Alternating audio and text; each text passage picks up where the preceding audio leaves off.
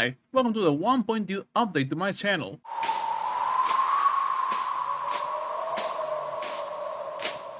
Get it? It's funny because... Hi, it's me, Miredio, the guy who just recovered from filler poisoning. The 1.2 update for Wuthering Waves was, in short, nothing. It was a filler patch while they worked in 1.3 and beyond. And even though filler patches are inevitable, having a 6-week dead period right after a 7-week update was certainly a choice. Thankfully, after 3 agonizing months of nothing, 1.3 is finally out and is not a filler patch. It's not much, granted, but it certainly beats nothing. And with that something, I finally regained the will to talk about this game. In a negative light. It's just how I work, okay? So I figured the best way to start again was to address the filler patch with a filler video. Because even if 1.2 was effectively empty, it wasn't literally empty. So let's talk about it. I'll cut straight to the chase. This thing was boring. Yes, it was cute, and yes, seeing characters out and about was nice. But this wasn't just a random event that came and went, it was the main thing about the whole update. And it lasted the full 6 weeks of it. It overstayed its welcome and I honestly just forgot about it by the second week. Was it fun? Yes, for like a day or two, not for a month and a half. There's really nothing to say about it mechanically, it was basically a web event with extra steps. Would I like for Kur to do it again? Absolutely, it's the best event they've done yet. But next time, keep it short and sweet. The event also doubles down as Xiangli's character quest. A quest which I have no opinion on, because I skipped it. See, the thing is, most of it is directly tied to the festival, which bored me. And the rest is time-gated until you get to a certain point in the event.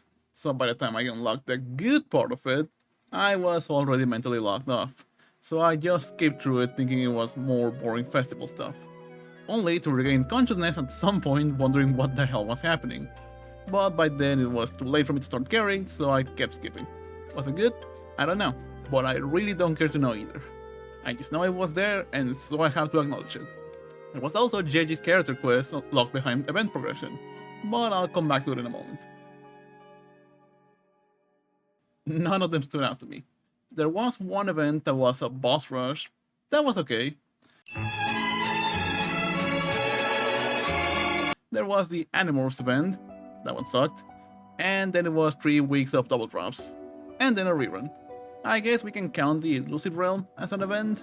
If you missed my video about it, the Elusive Realm is okay in Wuthering Waves. The new things they introduced were very hit or miss for me, but Dreamless as a final boss made me want to swim without stamina. I couldn't believe I actually missed Scar after a few rounds with Dreamless. Until he came back and then I wanted to jump into a Necrostar. Being able to play as Yuan-Wu was nice.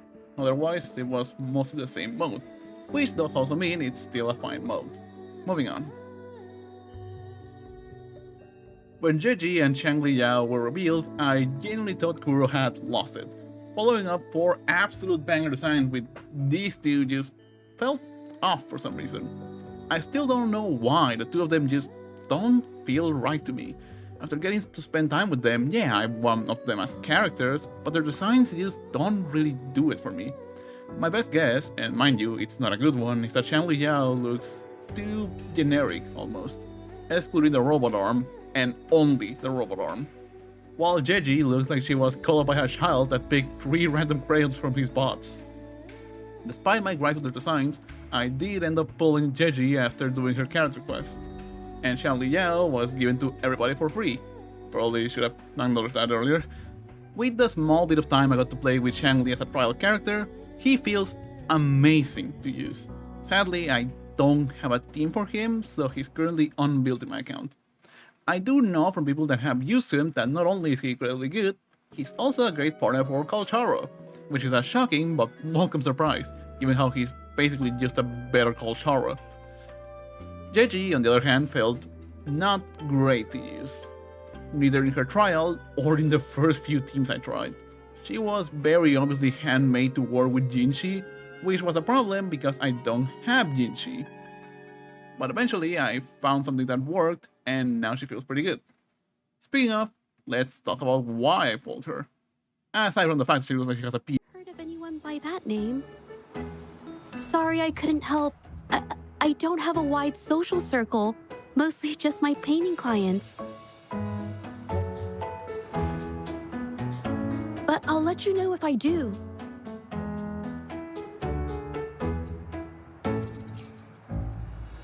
You're welcome. I'll be on my way then. Goodbye.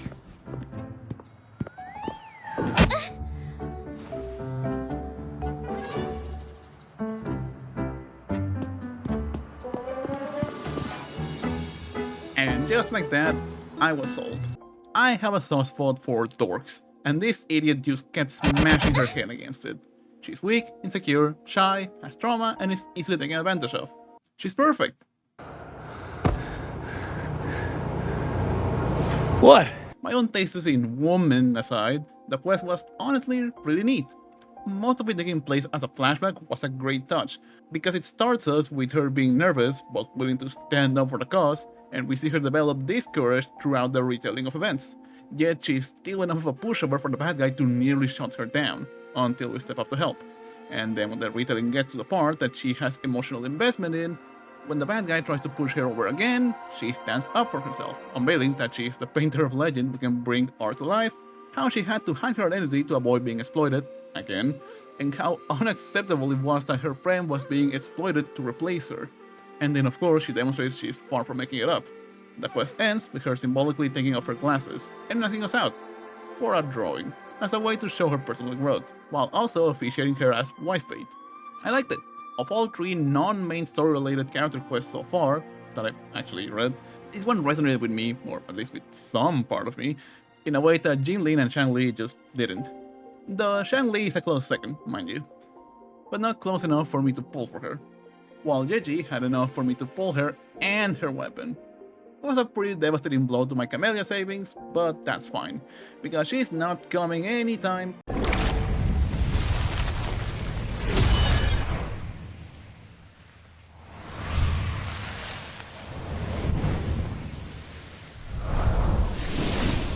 Oh, for fuck.